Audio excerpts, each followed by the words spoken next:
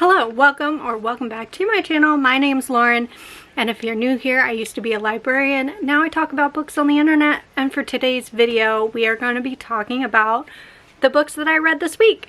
It is the first week of November. I am on the cusp of my Christmas reading. There was only one Christmas book this week so far, but I wanted to kind of pivot to doing weekly reading wrap-ups so I can give like more detailed descriptions of the things that I read, because everything will be fresh in my mind.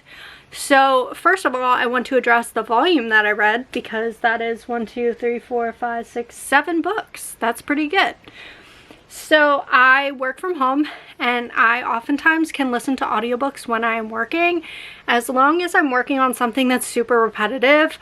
I've found that certain audiobooks work really well for me and certain do not. So I do not listen to like any kind of epic high fantasy.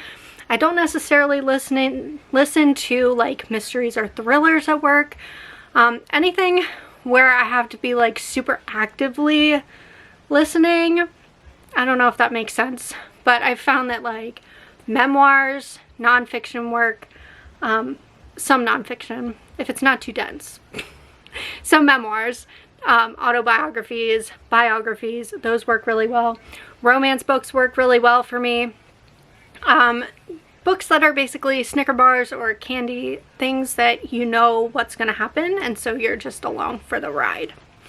So first I decided to start my J.R. Ward reading journey. So I listened to Dark Lover, and this is the first book in the Black Dagger Brotherhood series. I own a couple books in this series, but I actually had to order this one off of Thrift Books. This is an older urban paranormal fantasy romance series. This one first released in 2005. I listened to the audiobook, and honestly I did not really like the audiobook. I liked the story. I'm not always a huge fan of urban fantasy, but in this case it was really fun. I think there was a lot of world building. There's interesting characters. You're introduced to a lot of the different guys in the Brotherhood in this first book, so I'm intrigued to see where we go with that. I don't know if I'm going to continue listening to them on audio. Maybe I will. It's just a very aged audiobook, so I feel like audiobooks now are just so much more performative. I guess performative might not be the right word, but they're performed for you, whereas audiobooks, I feel like that were older, were like reading you the story, and so that is less captivating for me. So there's that.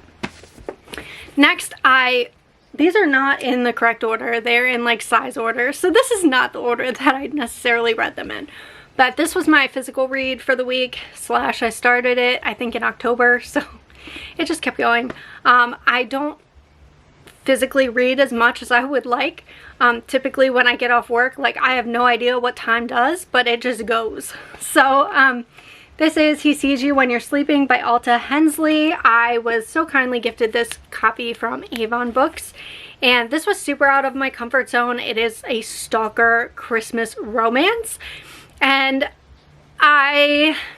some of the things, I think if you are taking it seriously, it's like, yikes, like this guy's standing outside your window and she is like an influencer, and she ends up doing, the female main character, her name is Chloe, and she does like above board influencing for this jewelry company, but then she also does like OnlyFans type stuff, and he is like outside her window at one point like watching her do that, and I was like, but then I was like, it's a book, so in my mind it does definitely happen, but like, let's not think about that. That's just disgusting. So if you can suspend your belief and you can say this is fiction and it's not really happening, it was a fun read. I think it was really well written, and it was a fun take on the Christmas romance, but you have to suspend some belief with this one, or else you'll get creeped out. Next, I listened to Will They or Won't They by Ava Wilder. I actually watched a book event from this author from East City Books, I believe.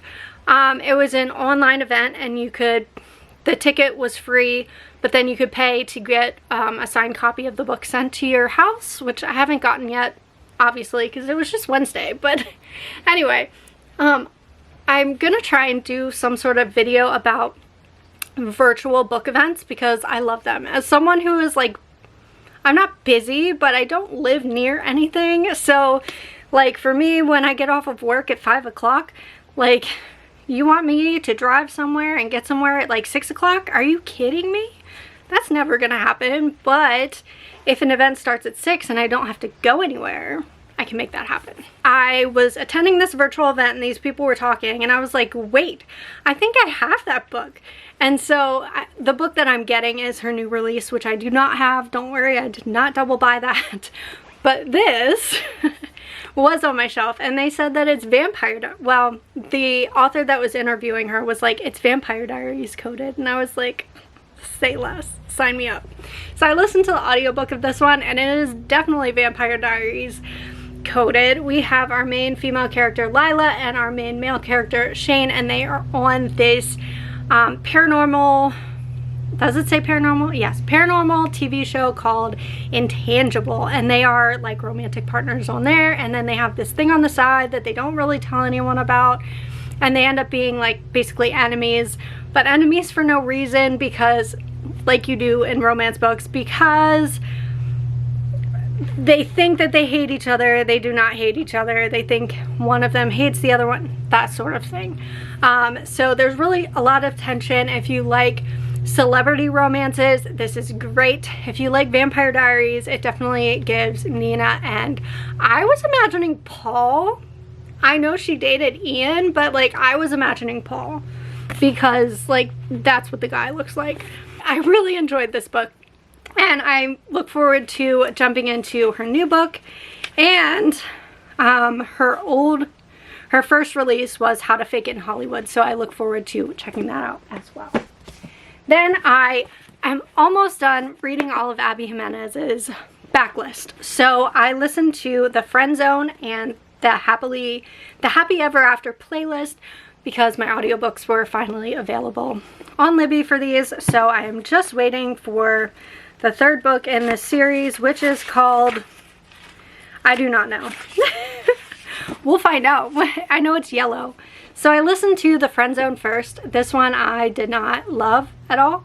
Kristen meets the best man for her best friend's wedding, and his name is Josh, and they kind of hit it off, but then he wants a big family and she has some sort of like period thing and she cannot have children in the future. And I love the dog's name, Stuntman Mike. It's a little like Chihuahua dog. That's hilarious. But anyway, that miscommunication pretty much becomes the catalyst for why they're not in a relationship, because like he wants a big family and she knows she can't provide that, but she never says anything. And I'm like, I think if she had just said it, like there wouldn't have been a book. Like there needed to be a better conflict. And I also listened to the Happy Ever After playlist. Like I said, this one I liked a lot more, and I feel like these vibes and these vibes, they're similar but different. This is Abby's style, and obviously the voices are different, but they're still like famous people type books. So we have Sloane, who is the best friend in the Friend Zone. Things happen, and so she is looking, she's not necessarily looking for a romantic partner, but she's the main female character in this. And then she meets this guy Jason, and Jason ends up being like this super huge, is he a country star? I don't know, he's a super huge musician, and they end up forming this really great friendship that kind of blossoms into more. And I really thought this relationship was sweet. I thought that Jason was exactly what Sloane needed and deserved after what happens to her in the first book. And there's a cute dog in this book named Tucker. And I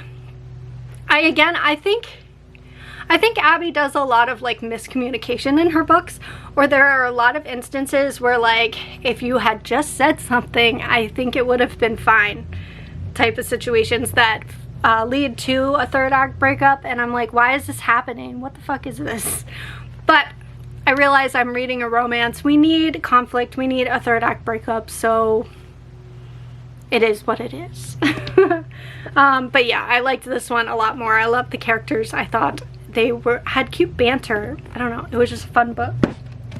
Then I also listened to Imagine Me, which is the last book other than a novella in the like core Shatter Me series. So I only have one more book to read and then I am caught up, and it's the new release that came out in April that I never got to. I will say I love the books that have Kenji in them. I think he's a really fun character, and I don't remember what all is in Watch Me, but I hope that he is in it and plays a bigger part or something. I don't know. And I also listened to this on audio. I highly recommend the audiobooks as well. It might not be my favorite in the series. I think the series starts strong, and then like maybe I'm just not a long series girly, because by like 3/4 of the way in I'm like, are we done yet? No? Okay, I guess we'll keep going. So yeah, there's that. And then I also listened to the audiobook for Thirst Trap by Granny O'Hare. I don't know if that's how you say her name. I should probably look that up. This was so kindly sent to me by Crown Publishing from work. There was an email and they were like, do any of you want this? And I was like, yeah, I do. Because part of the recommendation or comp title type thing was Dairy Girls, and I love Dairy Girls.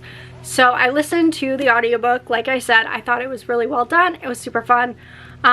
This felt like a grown-up version of Dairy Girls, but like mixed with Sex and the City or something like that. You follow this friend group through their late 20s and they're trying to figure out who they are. It's very coming of age, but like for adults, if that makes sense. I found a lot of it relatable. It was just a really fun book where not a lot happens, but like that's okay. You know, like it's not, this was definitely a character driven book and not a lot of plot. It's not a crazy plot, but the character development and the character's journey is really good in this one, I think.